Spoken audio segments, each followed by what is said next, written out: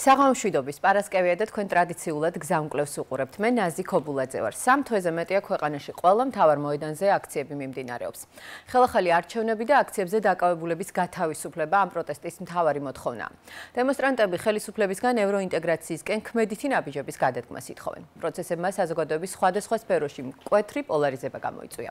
დღეს აღნიშნულ საკითხებზე და არა მხოლოდ გზამკვლევში აჭარის უმაღლესი საბჭოს თავმჯდომარე დავით გაბაიძე ისაუბრებს. მოგესალმებით ბატონ დავით. მადლობა გადაცემაში მონაწილეობისთვის. მოგესალმებით, მინესალმებით ტელემაყურებელს. თქვენ სხვადასხვა მედიის საშუალებით იგივე უმაღლესი საბჭოს დარბაზში გისაუბრიათ ამ საკითხებზე, თუმცა პირველად ხართ ჩემს სტუდიაში ამ პროცესების დაწყების შემდეგ. ბოლოს შევხვდით არჩევნების წინა საარჩევნო დაპირებებით და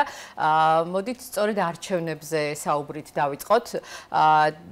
დაახლოებით 1 საათის წინ გავრცელდა ელჩი დანიგანისა და საქართველოს საგარეო საქმეთა მინისტრის შეხვედრის ფოტოები და კადრები, რამაც საზოგადოებაში, როგორც დასაწყის სიტყვაში აღვნიშნე, ამ მკვეთრად პოლარიზებულ საზოგადოებაში სხვადასხვა ინტერპრეტაცია და სხვადასხვა შეფასება გამოიწვია. ეს ყველაფერი აუცილებლად უკავშირდება არჩევნებს და დავიწყოთ ამაზე საუბრით. რას ნიშნავდა ეს შეხვედრა? ცხადია, ჩემზე მეტი ალბათ იცით ამ შეხვედრის შესახებ და შემდეგ უკვე გადავალთ არჩევნებსა და ლეგიტიმაციის საკითხზე. რაც შეეხება ამ შეხვედრას,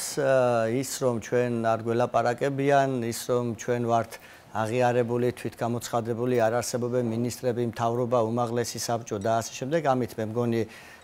ამაზე საუბარი დასრულდა. შესაბამისად, ამან ყველაფერს დაარქვა თავისი სახელი, ისევ როგორც დარწმუნებული ვარ ხვალზე, ამ ყველაფერს დაემატება სხვა ფაქტებიც, უბრალოდ დარჩებიან საქართველოში ადამიანები, რომლებიც ამას არ გაიგებენ, ვერ გაიგებენ, არ მიიღებენ და ესეც მათი უფლება. ძალიან მოკლედ ასე ვიტყოდი, აღარ შევალ მე დეტალში. მე მომისმენია თქვენი ინტერვიუები, სწორედ ლეგიტიმაციასთან დაკავშირებით, იმ ყველაფერთან დაკავშირებით, რაც თქვენ ჩამოთვალეთ და მე მიყვარს ზოგადად ისეთ სტუმრებთან საუბარი, რომლებსაც მრავალმხრივი კითხვა შეიძლება დაუსვა, შეიძლება კითხოთ როგორც უმაღლესი საბჭოს თავმჯდომარეს დავით გაბაიძეს, როგორც იურისტს დავით გაბაიძეს, როგორც მოქალაქეს, როგორც ლექტორს დავით გაბაიძეს, იმიტომ რომ თქვენ საზოგადოების ბევრ სხვადასხვა ფენასთან გაქვთ შეხება და ისმენთ სხვადასხვა მოსაზრებას სხვადასხვა აუდიტორიაში. ამიტომ ლეგიტიმაციის საკითხი დაკავშირებით და პოლარიზებასთან დაკავშირებით მინდა რომ ვისაუბროთ. ჩვენ ბევრჯერ გვისაუბრია იგივე პოზიცია ოპოზიციის ურთიერთობასა და ასე შემდეგ. სადამდე შეიძლება განვითარდეს ეს პოლარიზება, სადამდე წავიდეს, იმიტომ რომ ევროინტეგრაციისკენ გადასადგმელ ნაბიჯებს შორის დროში რომ ცოტა უკან დაბრუნდეთ იგივე შარლ მიშელის დათქმები და ასე შემდეგ, დეპოლარიზაცია იყო ერთ-ერთი მთავარი მოთხოვნა. დავიწყებ არჩევნებით, როგორც კითხვაში იყო მთავარი, კიდევ ერთხელ მე მადლობას ვეტყვი ჩვენ სამომრჩეველს, რომელმაც დაგვიჭირა მხარი და იმ მოცემულობაში ჩვენ მოგვიწია წინა საარჩევნო, ასე ვთქვათ, პროცესების გავლა, მე ვფიქრობ, ეს არის ძალიან კარგი შედეგი და ერთადერთი რაც ახლა ჩვენ დაგვრჩა ამ შემთხვევაში არის ის, რომ ჩვენ ვუპასუხოთ ამომრჩევლის ამ ასე ვთქვათ, ჭარბად გამოხატულ ნდობას მე ასე ვიტყოდი, იმიტომ რომ როდესაც ხელისუფლება უკვე მე რამდენად ინარჩუნებს ვთქვათ კონკრეტული პოლიტიკური პარტია ხელისუფლებაში ყოფნას, ბუნებრივია ეს ნდობა არის ასე ვთქვათ, უნდა გაამართლო და მე დარწმუნებული ვარ, რომ ჩვენი გუნდი ამ ყველაფერს შეძლებს, მიუხედავად იმისა, რომ არსებობენ ქვეყანაში ძალები, არსებობენ ქვეყანაში პოლიტიკური სუბიექტები, პოლიტიკური პარტიები, მათი ლიდერები და სხვადასხვა პირები, რომლებისთვისაც ეს ყველაფერი არის რატომღაც მიუღებელი არ ვიცი, მაგრამ მე დარწმუნებული ვარ, რომ ჩვენს ხელისუფლებას ამ შემთხვევაში ეყოფა გამოცდილებაც, უკვე საკმაოდ დიდი გამოცდილება, ეყოფა თეორიული მომზადებაც ამისათვის და პრაქტიკულად უკვე დიდი ხანია მზადვართ, იმიტომ რომ როგორც უკვე ვთქვი, დიდი ხანია ხელისუფლებაში ვართ, რომ გავუკლავდეთ ამ ყველა გამოწვევას და კიდევ ერთხელ მეორებ ის ხალხი, ვინც უკვე მცირე ნაწილს წარმოადგენს საზოგადოების, შესაძლებელია მათ კიდევ არ მიიღონ ეს ყველაფერი, მაგრამ რას ვიზამთ ახლა, ესეც მათი უფლებაა. საბოლოო ჯამში ოდესღაც ალბათ დარწმუნდებიან იმაში, რომ ის ნაბიჯები, რაც თვითონ გაიარეს, იყო მცდარი. რაც შეეხება ახლა მეორე ნაწილს, ლეგიტიმაციას, აღიარებას, არ აღიარებას, ლეგიტიმაციას ამ შემთხვევაში კონკრეტულ პოლიტიკურ სუბიექტს ანიჭებს ხალხი, ამ შემთხვევაში აჭარის ავტონომიურ რესპუბლიკაში ჩვენ საკმაოდ მაღალი პროცენტი მივიღეთ და მე არ ამგონია, რომ ჩვენ ვინმეს უნდა დაველოდოთ მარტო მე კი არ მგონია ასეა, რომ ხალხისგან უნდა გქონდეს მხარდაჭერა და ხალხისგან ჩვენ ეს მხარდაჭერა გქონდა. რაც შეეხება დანარჩენ ნაწილს, მე ახლა ჩემ ნაწილზე შემიძლია გიპასუხოთ, რომ მუშაობთ ისე როგორც მუშაობდით აქამდე, ხვდებით იმათ ვისაც ხვდებოდით აქამდე, დავდივართ იქ თუ საერთაშორისო პარტნიორებზეა საუბარი, სადაც აქამდე დავდიოდით, მე სულ რამოდენიმე დღის წინ დავბრუნდი პოლონეთიდან, სადაც სამხრივი შეხვედრა გქონდა, როგორც პოლონეთის ვროცლავში, ამ შემთხვევაში ქვემო სილეზიის სეიმიკთან, ასევე ბრანდენბურგის ლანდტაგთან გქონდა შეხვედრა ჩემს კოლეგებთან და ჩვეულებრივად ჩვენ ვაგრძელებთ თანამშრომლობას ეკონომიკის, კულტურის, ტურიზმის განსაკუთრებით. ეხლა დაიგეგმა ის, რომ სპორტის სფეროებში გავააქტიურებთ თანამშრომლობას და მინდა ვთქვა, რომ ჩვენი ყოფნა დაემთხვა ბათუმის ერთ-ერთი საფეხბურთო კლუბის 15 წლამდელთა, ასე ვთქვათ, ტურნირს და ბუნებრივია ჩვენც იყო განსაკუთრებული სიხარულის საგანი. სამწუხაროდ შეხვედრები ისე იყო დაგეგმილი, რომ ჩვენ ამ მატჩს ვერ დავესწარით, მაგრამ თვითონ ფაქტი უკვე ძალიან ბევრს მეტყველებს. ასე რომ ეხლა ის, რომ ქვეყნის შიგნით ვიღაცას არ მიაჩნიხარ თანამდებობის პირად და ამავდროულად პასუხებს გთხოვს, ეს ორი შეუსაბამოა, ეს უკვე ამ ხალხის გადასაწყვეტია, იძახონ რაც უნდათ ის, თვითმარქვია, არ გამოცხადებული de facto, არ ვიცი კიდევ უამრავი სინონიმი ან მასთან მიახლოებული სიტყვა შესაძლებელია იქნეს გამოყენებული. ჩვენ ვალდებული ვართ კიდევ ერთხელ ვიმეორებ, რომ უპასუხოთ მოსახლეობის გამოწვევებს და ამ მოწვევის უმაღლესი საბჭო ამისათვის მზად ვართ და ეს გამოჩნდება მომდევნო 4 წლის განმავლობაში. ბატონო თავი, თქვენ თქვით იძახონ, რაც უნდა როგორც იურისტ დავით გაბაიძეს კითხავთ ახლა. როდესაც ამბობენ, რომ 300.000 ხმა გაყალბდა, მოიპარეს ბიულეტენმა გაჟონმა და ასე შემდეგ. მტკიცების ვალდებულება ვისზე ამ შემთხვევაში იმაზე ვინც გაიმარჯვა პირობითად ქართულმა ოცნებამ არჩევნებში უნდა დაამტკიცოს რომ არაფერი გაყალბებულა თუ ადამიანებმა რომლებიც ამბობენ რომ მათი ხმები მოიპარეს პოლიტიკურმა პარტიებმა მართმა მხარდამჭერებმა რომლებიც ამბობენ რომ რაღაცები იქ არ იყო ისე როგორც უნდა ყოფილიყო. ახლა ჩვენ წმინდა სამართლებრივად თუ წავალთ და ვისაუბრებთ თქვათ სასამართლოში საქმის წარმოებაზე და თუ კი გასაჩივდა ჩვენ ვიცით სხვადასხვა დონის საარჩევნო კომისიის გადაწყვეტილები ამ შემთხვევაში აქტის ბათილობის შემთხვევის ნაწილში იყო ადმინისტრაციული ორგანოები ასე ვთქვათ მტკიცებაზე პასუხისმგებელი სუბიექტები და ამტკიცეს რომ დადგა ის შედეგი რაც დადგა რაც შეეხება დარჩენილ ნაწილს კი იძახიან 300.000 ხმა 200.000 ხმა 250.000 ხმა მაგრამ თუ კი ჩვენ დავაკვირდებით სხვადასხვა პოლიტიკური პარტიის ლიდერების წამოწდენებს თითოეულმა მათგანმა მიიღო ის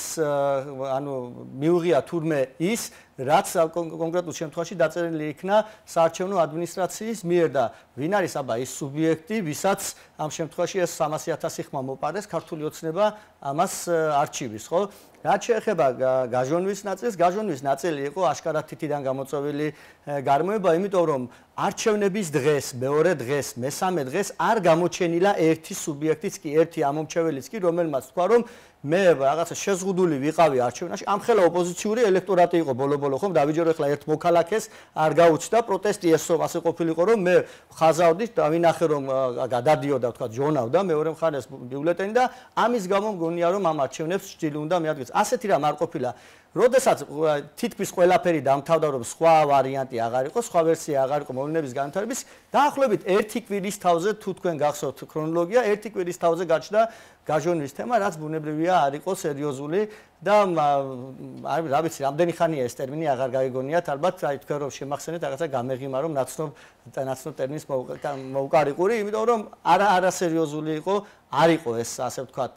არგუმენტი, რასაც შეიძლება დაგმობოდა ოპოზიცია და იმიტომაც არის და მიდის პროცესები ისე როგორც მიდის. აქციები, ბატონო დავით, 3 თვეზე მეტია უკვე მოსახლეობის ნაწილი დგას ყველა ქალაქის მთავარ მოედანზე და ეს ყველაფერი დაიწყო არჩევნების მეორე მესამე დღეს, თუმცა დიდი ტალღა და პროტესტი მოყვა ნოემბერში პრემიერის მიერ გაკეთებულ განცხადებას, რასაც წინ უძღოდა ევროპელების განცხადებები, ევროინტეგრაციის ციასთან დაკავშირებული მოლაპარაკებების შეჩერებასთან დაკავშირებით. მოდი საუბრობთ იმაზე. ადამიანები ამბობენ, რომ ევროინტეგრაციისკენ ნაბიჯები გაჩერდა, რომ ქართულმა ოცნებამ შეაჩერა სვლა ევროპისკენ, თუმცა ქართული ოცნების წარმომადგენლები ამტკიცებენ ამის საპირისპიროს, ამბობენ, რომ ეს ყველაფერი გამოწვეული იყო ევროპელების მხრიდან დამოკიდებულებით. თქვენ ცხადი არ მოგვიყვებით რა საუბრობთ შიგნით პარტიაში, თუმცა გვეტყვით რა პოზიცია აქვს პარტიას, აგრძელებს თუ არა სულას ევროპისკენ და ამ მოცემულობაში რამდენად შეიძლება რომ ეს ყველაფერი განვითარდეს ისე როგორც ქართულ ოცნებას წარმოედგინა იგივე 2028 წელთან დაკავშირებით და 2030 წელთან დაკავშირებით. ქართულ ოცნებას აღებული აქვს ასოცირების ხელშეკრულებით სახელმწიფოს უფროსურად ეს ვალდებულებები და ქართული ოცნების წარმომადგენლები, სახელმწიფოს წარმომადგენლები ამ შემთხვევაში აცხადებდნენ იმას, რომ ჩვენ 2028 წლისთვის ძირითადი ნაწილი, რომელიც ასე ვთქვათ, მოლაპარაკების გახსნისთვის და გაწევრიანებისთვის იქნება საჭირო, უბრალოდ გაწევრიანებისათვის იქნება საჭირო, ეს ვალდებულებები ჩვენს მიერ უკვე იქნება შესრულებული და საქართველოს პარლამენტი მუშაობს, ჩვენ თუ გადავხედავთ საქართველოს პარლამენტის ასე ვთქვათ, სამუშაო გეგმას, ვნახავთ, რომ ამისკენ მოძრაობს. ეხლა მეორე ნაწილს რა განცხადება იყო? იქ განცხადება იყო, ამას განცხადებაში საუბარი იყო, რომ თუ კი 28 წლამდე ისედაც არ იგეგმება გაფართოება, ჩვენ მზად ვართ, რომ 28-ში განვიხილოთ ეს საკითხი და მანამდე ჩვენ იმ ვალდებულებებს კიდევ ერთხელ ვიმეორებ, ასოცირების ხელშეკრულება არის ერთგვარი გეგმა, ხომ? რა და როგორ უნდა გააკეთო, ჩვენ აი ამ კანონმდებლობის ჰარმონიზაციას გავაკეთებთო და არავის არ უთხრა. ეხლა მეორე მხარეს, მე არ ვიცი ამ ერთი განცხადების გამო ამდენი ამბავი გააკეთეს. ერთმა ოპოზიციონერმა ან ერთმა ოპოზიციონერმა აქტივისტმა მაღალი რანგის თუ დაბალი რანგის რაიმე განცხადება გააკეთა იმასთან დაკავშირებით 4 მთავარი პოლიტიკური ძალა ვარ თუ რომ იძახიან ძალიან დიდი უსტარი რომ გააგზავნეს და აფრინეს ბრიუსელში სადაც სწორედ მოლაპარაკებების შეწყვეტას და კანდიდატის სტატუსის გაუქმებას ითხოვდა ვინმე ამაზე განცხადება გააკეთა აი მე გეტყვით ისტორიისათვის და ზოგადად პროცესების შეფასებისათვის ფაქტებია მთავარი და არა კონკრეტული შეფასებები და როდესაც გავა წლები 15-20 წელი და გადმოხედავს ჩვენი ასე ვთქვათ მომავალი თაობა რომელიც შეაფასებს საქართველოს მიერ განვლილ გზას ისინი აუცილებლად ნახავენ ჩვენი ოპოზიციის იმ სამარცხინო წერილს რომელზეც კიდევ ერთხელ ვიმეორებ რომლითაც ძირს უთხრიდნენ საქართველოს ევროპულ მომავალს და ძალიან მე იმედი მაქვს რომ ცოცხალი ვიქნებით ამ შემთხვევაში მეც და თქვენს არ ვართ იმასაკის და ნახოთ ერთი რა შეფასებებს მოისმენენ იმ ხალხისგან რომელსაც ალბათ მაშინაც ენდოება რომ იყოს ასე ვთქვათ პოლიტიკური პროცესების ზედაპირზე. ეხლა რაც შეეხება დანარჩენ ნაწილს, აქციებს, მასთან დაკავშირებულ მოვლენებს, მე აღარ მინდა ეხლა ამ აქციების ფორმაში, დეტალებში შევიდე, ერთი შემიძლია ვთქვა. თუმცა ბატონ დავით, შეგაწყვეტინებთ, თუმცა ფაქტია, რომ დიდი ტალღა გამოიყვანა ხალხის ამ განცხადებამ, რომელიც პრემიერ-მინისტრმა გააკეთა, სად დაუშვა მართლმა ძალამ, ქართულმა ოცნებამ შეცდომა. ალბათ ამაზე გიფიქრიათ, გიმსჯელიათ, ვერ აუხსნა საზოგადოებას, პოლიტიკური სპექტრი ვერ დაარწმუნა, არასწორად ახსნა. რატომ გამოიწვია? მე პირადად ამ საკითხებს ასე არ ვუყურებ, ბატონო ნაზი, იმიტომ რომ ეს იყო უბრალოდ საბაბი, აი რაღაცით უნდა დაეწყოთ, თორემ ჩვენ გახსოვთ წინასაარჩევნო შეხვედრა ახსენეთ ჩვენი წინასაარჩევნო ასე ვთქვათ საუბარი და იქ როდესაც აი რა პროგნოზები რა იქნება მე გითხარით რომ ჩვენ ამ არჩევნებს მოვიგებთ მეთქი და დამაჯერებლად მოვიგებთ და იქვე გითხარი რატო ვფიქრობდი ასე ვფიქრობდი იმიტომ რომ ჩვენ ვატარებდით საარჩევნო შეხვედრებს დავდიოდით ქუჩებში, სოფლებში, კარდაკარ და ასე შემდეგ და ამის პარალელურად გავიხსენოთ ოპოზიციის საარჩევნო, რა ვიცი, მარათონი ძალიან ხმამაღალი ნათქვამია, ალბათ მათ მიერ ერთადერთი რაც იყო, ეს იყო პარტიული ოფისების გახსნის რაღაცა პოპეზუსაც ვერ დაარქვევ, რაღაცა სიმულაცია ერთგვარი და ამით დამთავრდა მათი საარჩევნო კამპანია და ცალკეული კანდიდატების მიერ, რა ვიცი, ფანჯარასთან ბუკლეტით ხელში, აი როგორ უღიმის მომღიმარი ბებო ამ რა ვიცი შემხვერ ბუკლეტიან ხელს. აი ამით შემოიფარგლა პრაქტიკულად საარჩევნო კამპანია არ უწარმოებიათ, იმიტომ რომ როგორც ჩვენ ვარაუდობდით, ვამბობდით და მერეც აღმოჩნდა, ყველაფერი იგეგმებოდა, ასე ვთქვათ, პოსტსაარჩევნო პერიოდისათვის იგეგმებოდა პირდაპირ ვთქვათ რევოლუცია, მაგრამ როგორც არაერთხელ ამ შემთხვევაშიც ეს რევოლუცია ჩავარდა და აქვე მინდა ვთქვა ერთი ელემენტარული ჭეშმარიტება, ეს არ არის ჩემი აზრი, ერთ-ერთმა ცნობილმა ევროპელმა თქვა, ასე ვთქვათ, ერთგვარ პერიფრას გავაკეთებ, რომ როდესაც შენ დარწმუნებული ხარ პოლიტიკაში განსაკუთრებით პოლიტიკურ სუბიექტებზეა საუბარი, რომ შენი სტრატეგია, შენი გადაწყვეტილებები არის ასე ვთქვათ, ურყევი და ერთადერთი ჭეშმარიტება, მაშინ ზოგჯერ პოლიტიკური სიფრთხილე გავალდებულებს, რომ ზოგჯერ რეზულტატებსაც გადახედო უკან. როდესაც ერთხელ სადე, ორჯერ სადე, სამჯერ სადე და ხვდები რომ შედეგი ვერ მოაქვს ამას და კონტრპროდუქტულია შენს მიერ ასე ვთქვათ განხორციელებული ქმედებები, მაშინ ბუნებრივია ან გეგმა უნდა შეცვალო, ან ამ გეგმისკენ მიმავალი და ნაბიჯები. სხვანაირად არის ფიზიკურად შეუძლებელი ეს დაემართა, არ გავიდა ერთხელ რევოლუციას, სადაც მეორეჯერ, არ გავიდა მეორეჯერ, სადაც მესამეჯერ და ასე შემდეგ. თუმცა ქართული სახელმწიფო ამ შემთხვევაში არის მოწოდების სიმაღლეზე. მე ნიშნის მოგებით კი არ ვლაპარაკობ, ჩვენ ეს არის ჩვენი ვალდებულება. ჩვენ ვცხოვრობთ ძალიან ტურბულენტოვან გარემოში და სადღაც არ ვიცი ამ ტელევიზიაში ოღონდ რომელ გადაცემაში არ ვიცი, მე ვთქვი რომ დროთა შორის პერიოდს ეძახიან ამას პოლიტიკოს ფილოსოფოსები, როდესაც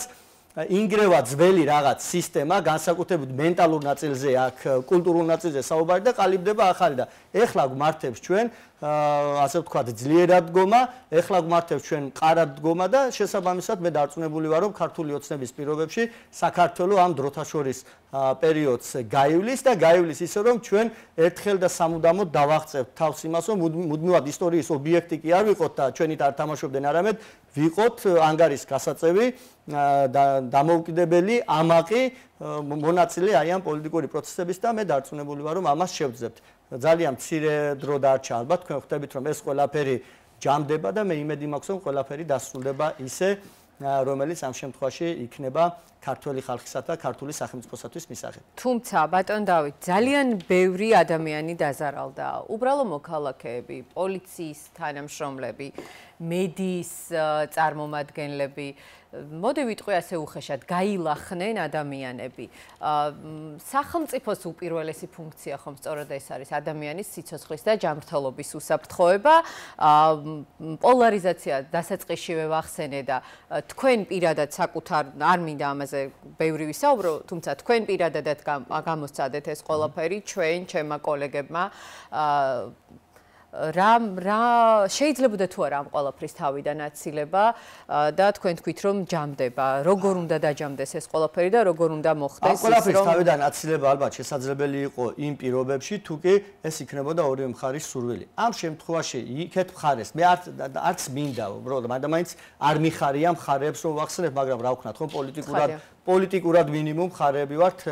ასე გამოვიდა და არა მხოლოდ პოლიტიკურად გამოვიდა შემდგომში მხარეებად დაყოფა რომ იმიტომ რომ ხალხმა დაივიწყა მეგობრობაც, ნათესაობაც,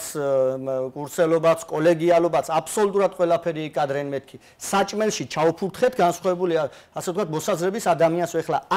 ამას იქეთ არსებობს რამე რაც შეიძლება ადამიანმა მოიფიქრო. ეს იყო ბრძოლის მეთოდი და ვინც ამ მეთოდებით იბრძვის იმის ბრძოლას ასე ვთქვათ პერსპექტივა არ უწერია, მას გამარჯვების პერსპექტივა არ უწერია. რაც შეეხება პოლარიზაციას, პოლარიზაცია კიდევ ერთხელ ვიმეორებ, ამისათვის არის ორივე მხარე საჭიროდ რა უნდა გაეკეთებინა ხელისუფლებას, ეხლა მითხარით ხელისუფლების მხრიდან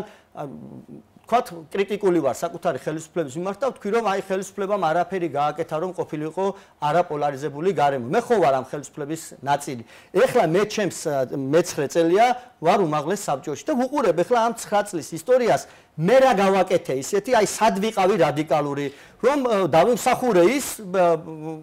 ჩემი ქცევით რაც მივიღე ხო მე მგონია რომ არაფერი არ გამიკეთებია გარდა იმისა რომ მე მაქვს პოლიტიკური მოსაზრება და ვდგავარ ერთ ხარეს ამის მეტი არაფერი არ გამიკეთებია თუ კი ვინმე ამ ხალხს ვინც ახლა იქეთ ხარეს დგას თუ კი ვინმე ელაპარაკებოდა თუ კი ვინმე გამარჯვებას ეუბნებოდა თუ კი ვინმე ეთანამშრომლებოდა თუ კი ვინმე რაღაც ტიპის გადაწყვეტილების მიღების პროცესში თავდა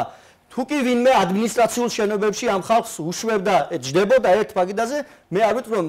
ერთადერთი მაგრამ ერთ-ერთი ასეთი მე ვიყავ ну ეხლა როდესაც ამის ფონზე მეც კი ეს ყველაფერი დავიმსახურე ეხლა სხვისკენ როგორ გავიშვირო თითი და ვთქვა რომ ჩემმა რომელიღაც რა ვიცი ზემდგომმა თუ ქვემდგომმა თუ თანასწორ საფეხურზე მდგომმა კოლეგამ დაუშვა რაღაც შეცდომა იყო რადიკალი და შესაბამისად რადიკალიზმმა შვა ასე ვთქვათ საპირისპირო მხრიდან რადიკალიზმი აქედან გამომდინარე საბოლოო ჯამში ალბათ როდესაც ამ პროცესიდანაც წაგებული გამოვლენ ალბათ ხომ დღევანდელი ელჩის და მინისტრის შეხვედრა იყო ამ ყველაფრის ასე ვთქვათ დასასრულის დასაწყისი და ეხლა ჭკვიანი ხალხი ეხლაც მოეგება გონსტა აი ვიღაცები კიდევ ერთხელ მიმოერება აღმოჩნდებიან რომელიც ამასაც არ დაინახავენ ზოგი არ დაინახავს ზოგს არ დაანახებენ უბრალოდ იმიტომ რომ ბევრი აშკარად არ მოქმედებს, ჩვენ ვიცით, ასე ვთქვათ, საკუთარი ნების შესაბამისად და ჩვენ კი არ ვამბობთ ამას ამბობს ის მხარეები, ვისკენაც ჩვენ ხელს ვიშვერდით და ეხლა USAID-ის გასვლა ამის არის, ასე ვთქვათ, თვალსაჩინო მაგალითი, ხო? თვითონ ამბობს ამერიკის ხელისუფლება ამბობს, რომ რაღაც ნაწილში რაღაც ფინანსები იხარჯებოდა არასწორად და ამას არ ითხოვდა ჩვენი ხელისუფლება. აქედან არ დაიწყო ეს ყველაფერი. აქედან გამომდინარე, მე რო გითხრათ, რომ ხელისუფლებამ ეხლა ძალიან ბევრი შეცდომა დაუშვა, რომ ასე ვთქვათ, პოლარიზაციის ეს დონე არ ყოფილიყო, მე ვერ ვიტყვი ამას, არ ყოფილა ხელისუფლებისგან ასეთი. მე არ შევაფასებ ხელისუფლების შეცდომებს და მიღწევებს, თუმცა ცხადია, რომ ძალიან დიდი მუშაობა მოუწევს ხელისუფლებას იმისთვის, რომ ეს ყველაფერი, როგორც თქვენ აღნიშნეთ, შეჯამდეს და ჩადგეს კალაპოტში, გაგრძელდეს ის ყველაფერი, რაზეც თქვენ საუბრობდით, იგივე მოლაპარაკების მაგიდა საქმე. არა მხოლოდ ხელისუფლებას, ამაზე მოგვიწევს საზოგადოებასაც, კარბატონი ნაზი, ამაზე მოგვიწევს ოჯახებშიც საუბარი, იმიტომ რომ ეს ყველაფერი სამწუხაროდ ამ ხალხმა ჩაიტანა, რა ვიცი, პირველი, მეორე და მესამე კლასის დონეზეც კი, აი, ჩემი შვილი, აი, წინა ღამით რაც გადაიტანა, აღარ მინდა უბრალოდ საუბარი, რომ რაღაცა ისე გამომდის, რომ ამ საკითხებთან და ანუ ამაზე მე რაღაცა სპეკულაციებს ვაკეთებ. აი, იმ დღამეს რა გამოვიდა, მეორე დღეს კიბეზე დაახვედრეს ზოგი მისივე თანაკლასელი, რომელიც მიყავდათ ისევ, არ ვიცი, ევროპული მომავლის მესამე კლასელმა ანუ როგორ გააკეთა ეს არჩევანი, ჯერ ეს მაინტერესებს, ხო? არ ვიცი, ოჯახებშიც გვაქვს სამუშაო მათ შორის, ალბათ რომ აუხსნათ, რა ვიცი, დიდი ან პატარიანად ჩვენ მხარემაც და იმ მხარემაც, რომ ასე გაგრძელება აღარ შეიძლება. ეს არის ჩვენი ქვეყანა, ჩვენს მეტი არავინ არ ყავს და ვერ ეყოლება პატრონი, ეხლა ვართ ძალიან ცუდ მდგომარეობაში, ეხლა კიდევ ერთხელ მეორებ, ყველაფერი ლაგდება ის, რომ ურემი გადაბრუნებულია უკვე, მათი ურემი გადაბრუნებულია, სამწუხაროდ ეს ხალხი ამ ურემის გადაბრუნების შემდეგაც ვერ ხედავს გზას და მე არ ვიცი ახლა თვალების ახილების პროცესი პოლიტიკურად როგორ იქნება რომ დაინახოს ეს ყველაფერი ამ ხალხმა. თუმცა თმენის ვალდებულება და დათმობა მეტი წილი ალბათ მაინც მოგიწევთ თქვენ და შესაძლებელია და მე როგორც ხელისუფლების წარმომადგენელი ამ შემთხვევაში მზად ვარ. კიდევ ერთხელ პირველმა გადავდგა ნაბიჯი, კიდევ ერთხელ პირველმა ჩამოვართვა ხელი, დავივიწყო ყველაფერი, არ აქვს ნუ რა გავაკეთოთ ახლა და დანარჩენი კიდევ ერთხელ გავიმეორებ, თუ კი ადამიანი გებძვის რაღაცა ძალისმიერი მეთოდით, შენ ახლა ყვავილით ხელში ვერ შეხვდები და უბრალოდ არ გამოვა. ანუ იმას იმ შედეგს ვერ მივიღებთ, რასაც თქვენ ამბობთ, ანუ შერიგებას მე კითხვას ვამ ბატონ დავით, თორემ ჩვენც გვაქვს პირადი დამოკიდებულებები და ჩვენც რაღაც პროგნოზებს ვაკეთებთ ურთიერთობების გადახედვასთან და დამოკიდებულებების გადახედვასთან დაკავშირებით. ახალი კანონები ბოლო პერიოდში განსაკუთრებით აქტუალური და დღესაც მიდიოდა კომიტეტში ნარკოპოლიტიკის გამკაცრებასთან დაკავშირებით მსჯელობა, საჯარო სამსახურების შესახებ კანონი, მაუწყებლობის შესახებ კანონი და ამ ყველაფერს ისევ არის თუ არა ეს სასიამოვნო თქვენთვის მოვიტან მაგალითად იმას, რომ ოპოზიციის დიდი ნაწილი უწოდებს რეპრესიულ კანონებს და მიდის იმაზე მსჯელობა, რატომ დაჭერდა ხელისუფლებას ამ კანონების შემოღება და თქვენი შეფასება გვინდა აი ამ კანონებთან დაკავშირებით. ძალიან რომ დავღალოთ მაყურებელი ახლა დეტალებში და აი იქ ნარკოტიკების შესახებ ამ კანონების მუხლი იცვლება, იქ მაუწყებლობის შესახებ კანონს. ზოგადად ეს ყველაფერი ემსახურება, კიდევ ერთხელ ვიმეორებ, ქართული სახელმწიფოს სიძლიერეს ისე რომ არ დაზიანდეს არც კერძო ინტერესი და არც საჯარო ინტერესი. ჩვენ ამ კანონებთან დაკავშირებით მოვისმენთ ძალიან ბევრ არასწორ ინტერპრეტაციას, ისე როგორც ცალკე ვიდეოც კი მიუძღვენია ამას და მე ეს გახდა ცალკე განხილვის საგანი, გახსოვთ ალბათ ხომ რამოდენიმე თვის წინ უცებ რაღაცა ქარბურბალასავეთ დატრიალდა ჩვენს თავს, რომ საჯარო სამსახურში მარე ეხლა ქართული ენა აღარ იქნება და რა ვიცი გამარჯვების ნაცვლად არ გამოვიყენებ რუსულ სიტყვას, რუსულად მიესალმებიან ერთმანეთს. გავიდა აი რამოდენიმე თვე, სადმე გაიგონეთ, რომ ვინმეს აუკძალა ქართულად საუბარი და ვიღაცას დაევალა, რომ რუსულად უნდა ესაუბროს საჯარო სამსახურებში. ასეთი რაღაცებისაგან ეს არის ჩვეულებრივი დეзинფორმაცია, ამაზე მუშაობს პროპაგანდა და როგორ მუშაობს ეს წარმოუდგენელიც არის. წარმოუდგენელიც არის, რომ ჩვენ ახლა გათენდება ხვალინდელი დღე და ისევ როგორც მათი პროგნოზების მიუხედავად არ გავიღვიძეთ ჩელიაბინსკში, ასევე ხვალ აღმოჩნდება, რომ ის ყველაფერი, ის ორომტრიალი რაც იყო ამ კანონებთან დაკავშირებით ყოფილა თურმე ფუჭი და ამ კანონების მიღების მიზანი რეალურად ყოფილა ის, რომ ქართული სახელმწიფო იყოს ძლიერი, ისე როგორც გამჭვირვალობის შესახებ კანონზე იყო ერთი ამბავი ატეხილი და ეხლა აღმოჩნდა რომ რეალურად ჩვენ აი ვიღაცისთვის სახელის დარქმევა კი არ ყოფილა რაღაცა თვითმიზანი, არამედ ამ კანონის მიღების მიზანი ყოფილა ის რომ არსებობდნენ თურმე ძალები, რომლებიც ხელს უწყობდნენ აი ამ ფინანსებით ქვეყანაში დესტაბილიზაციას და სწორედ ამის პრევენციისათვის კეთდებოდა ეს ყველაფერი. ასევე გამოჩნდება ხვალაც კიდევ ერთხელ ვიმეორებ, ურემის გადაბრუნების გარეშეც გზა, მაგრამ ვიღაცები ამას მაინც არ დაინახავენ. დაუბრუნდეთ უმაღლეს საბჭოს საქმიანობას, თქვენ რამდენიმე დღის წინ დაბრუნდით საერთაშორისო ვიზიტიდან, ჩვენ ვნახეთ სოციალურ ქსელში, რომ მინისტრების საათები ჩანიშნულია, მინისტრები ანგარიშებს წარმოუდგენენ უმაღლეს საბჭოს, ახალი მინისტრი და ახალი სამინისტრო ყავს აჭარის მთავრობას. გითხარით მოკლედ 2025 წლის გეგმებთან დაკავშირებით, ჩვენ თვალს ვადევნებთ, რომ კომიტეტები გარკვეულ ხედვებთან დაკავშირებით იკრიბებიან, სხდომებს ატარებენ. რა ახალი ინიციატივებია აჭარის უმაღლეს საბჭოში და საერთაშორისო მიმართულებასაც ცხადია გკითხა. უმაღლეს საბჭო აგრძელებს ჩვეულებრივად ფუნქციონირებას, ის რომ ახლა ოპოზიცია არ შემოვიდა და ამის გამო ჩვენ ასე ვთქვათ პარალიზებული ვართ, ეს არ არის სიმართლე. ფორმალურად ისინი შეიძლება ირიცხებოდნენ წინა მოწვევაში, მაგრამ თქვენ გამახსენეთ აბა ერთი რომელიმე კანონი რასთან დაკავშირებითაც ჩაქჩათ მეხსიერებაში, რომ აი რომელიღაცა ჩემი ოპონენტი ადგა და საგნობრივად იკამათა კანონზე, რომ აი ამ კანონისა ეს მუხლის, ეს პუნქტი თუ ეს თავი არ ვარგა და მოდის სხვანაირად ისინი იქნებიან თუ არ იქნებიან უმაღლეს საბჭოში. სამწუხაროდ უკვე აზრი დაკარგა ამ ყველაფერმა მათი ქმედებებიდან გამომდინარე. მიმდინარე კანონმდებლობაზე რომ დავანებოთ, ცოტა უფრო ადრეც წავიდეთ 2016-ში უფრო 17 წლის დასაწყისში ჩვენ მთელი საკონსტიტუციო პროცესი გავიარეთ, გახსოვთ. იმ შემთხვევაში რა ხდებოდა? ჩვენ რომ დავდიოდით, ასე ვთქვათ, მუნიციპალიტეტ და საუბრობდით, რომ ვთქვათ, გაეზარდოს რეგიონს უფლება, უცხოეთში ეს გამოცდილება, საქართველოში ხომ არ გვეცადა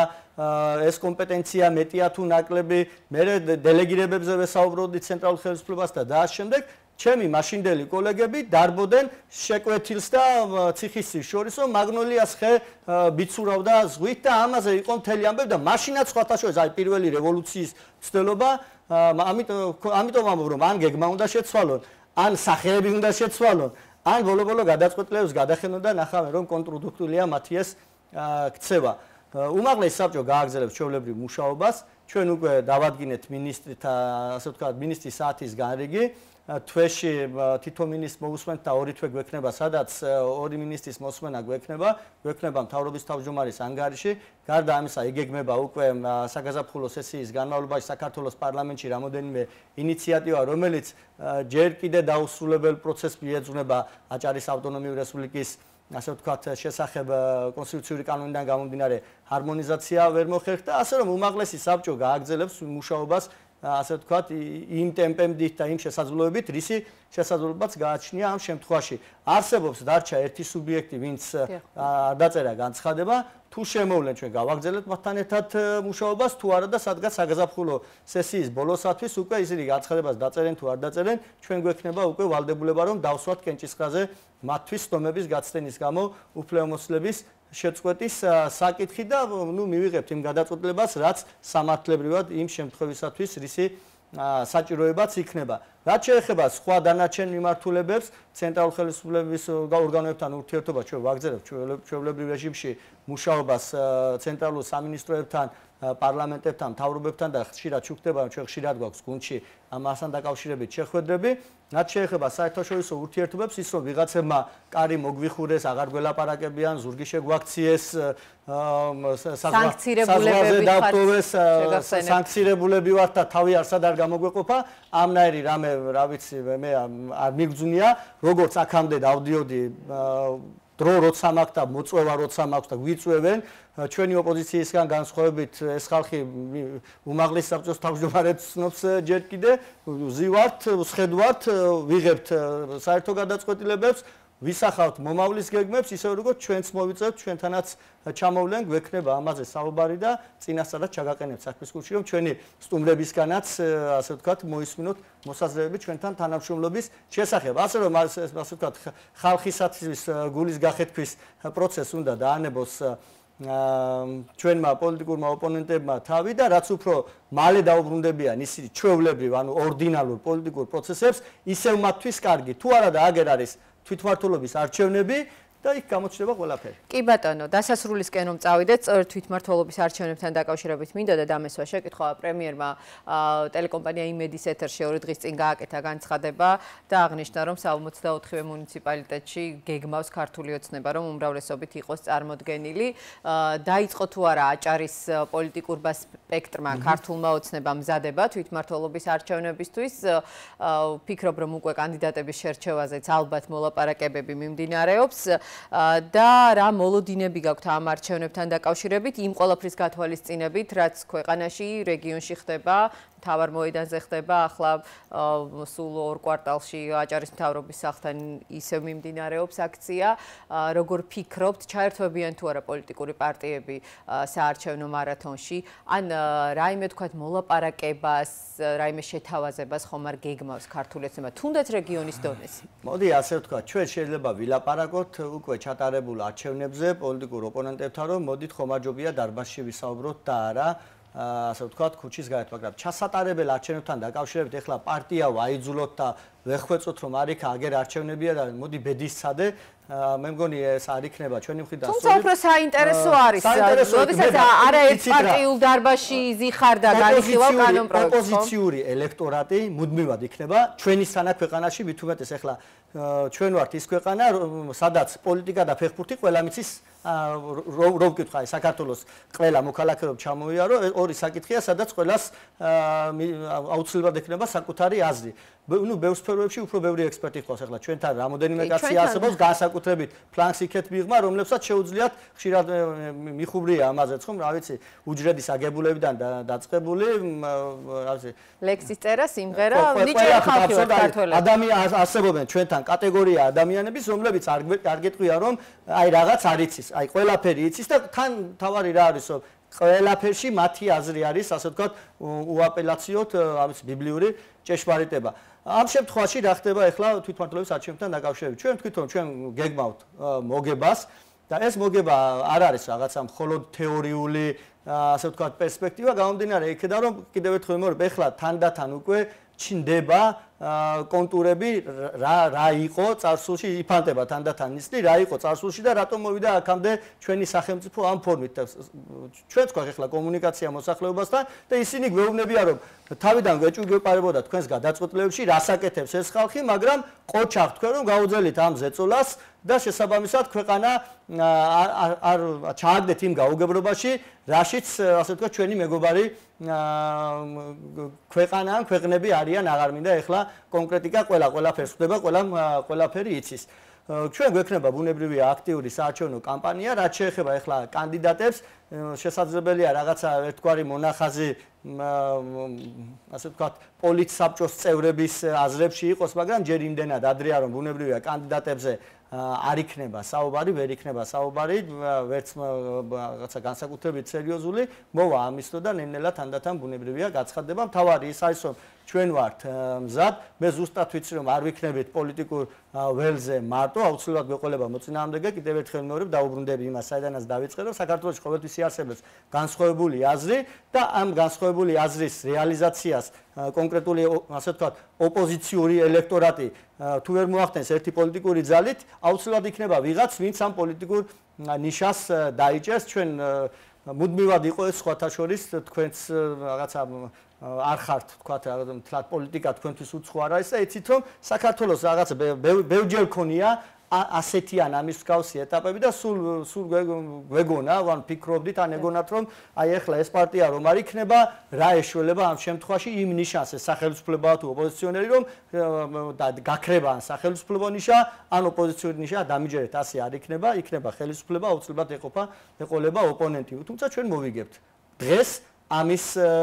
ასე ვთქვათ, წინაპირობები არსებობს. აი რომ მოვა პირობითად ავიღოთ აგვისტოს ბოლო და სექტემბერი, მაშინ უკვე შემიძლია კიდევ უფრო მეტი სიზუსტით გითხრათ, ეს მოგება რამდენი პროცენტის შესაძლებელია იყოს, იმიტომ რომ ჩვენც ვატარებთ ბუნებრივია რაღაცა გამოკითხვებს, ჩვენც გვიდევს მოსახლეობის, ასე ვთქვათ, პოზიცია პულსზე ხელი და რაღაც ფორმით შეგვიძლია დავითვალოთ ეს ყველაფერი არის დათვლადი და დაახლოებით რაღაც ასე ვთქვათ, ცდომილებით, დაშვებით ამ ციფრების თქვა შესაძლებელი იქნება. მადლობა გადაცემაში მონაწილეობისთვის. დავით გაბაიძე, აჭარის უმაღლესი საბჭოს თავმჯდომარე იყო ჩვენი სტუმარი. ჩვენ ერთმანეთს მომდევნო პარასკევს შევხვდებით. ნახვამდის. მადლობა.